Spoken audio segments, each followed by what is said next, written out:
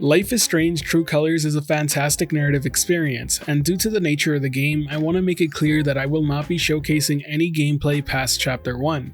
In itself, it's just the introduction to the game that's used to set up the narrative pieces for what's to come, and only about 2 to 3 hours into the game overall. With that warning out of the way, let me just say that this is a fantastic sequel to Life is Strange, and considering it wasn't made by the original developers at Don't Nod, I have to give credit to Deck 9 for really delivering on something that feels like a true successor. From the writing, to the voice acting, to the music selection, and much more, all of it just seems to really fit in the Life is Strange universe. I think it's fair to say that if you enjoyed the previous entries, you'll feel right at home with this one. When it comes to the gameplay, you pretty much know what to expect. It's mainly a narrative focused game, so a lot of what you're going to be doing is kind of like a point and click adventure. And by that, I mean you'll be able to walk around in an area, interacting with objects and speaking to others, and this will give you some more dialogue for the main story or some background story content. A good chunk of your time playing will be spent on making key decisions during dialogue choices and also critical decisions that will affect the outcome of the story. It's worth pointing out that when you do get a critical decision, it'll be represented by this sort of freeze frame, and then you get the big choice to make.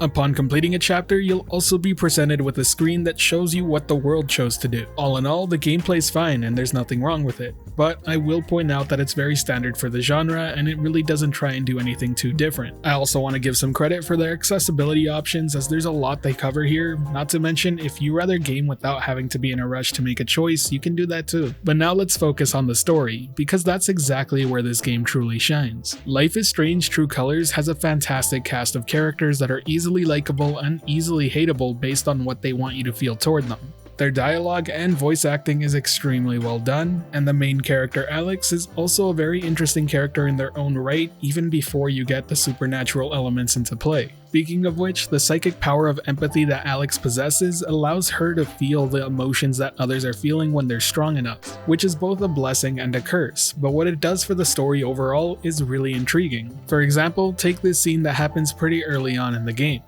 It's an altercation between two characters, and because Alex can sense the anger from one, you get to understand exactly why they feel that way, what's going through their mind, but she also starts to feel it so much that she reacts the same way herself. It's worth pointing out that this power of hers definitely evolves over time, much like the character herself. The psychic power overall was a great pick that manages to weave itself pretty seamlessly into the narrative. The last thing I want to mention about the story is something I'll try and say without actually giving any spoilers, but for those of you who have played the other Life is Strange games, I do believe those tackled on much heavier subjects. That's not to say there aren't any in this game, it's certainly an emotional roller coaster ride, but I will say that it feels much more like a personal journey for Alex. True Colors really centers itself around the issues of friendship, family, loss, and what home really means.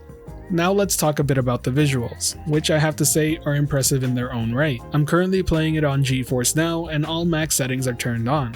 The game features a great art style that's both unique and pleasant to watch, and that's a great thing because watching is something you'll be doing a lot throughout the game. The characters' emotions are well detailed within their facial expressions. The setting of Haven Springs is also absolutely beautiful, as it's a small town within the mountains, and everything about it is also beautifully crafted. It feels like a living and breathing world, and that's always a hard thing to accomplish. Aside from its visuals, its audio design is also really great. I've already mentioned the voice acting, but I also have to say the music selection that they chose for this game really kind of nails it.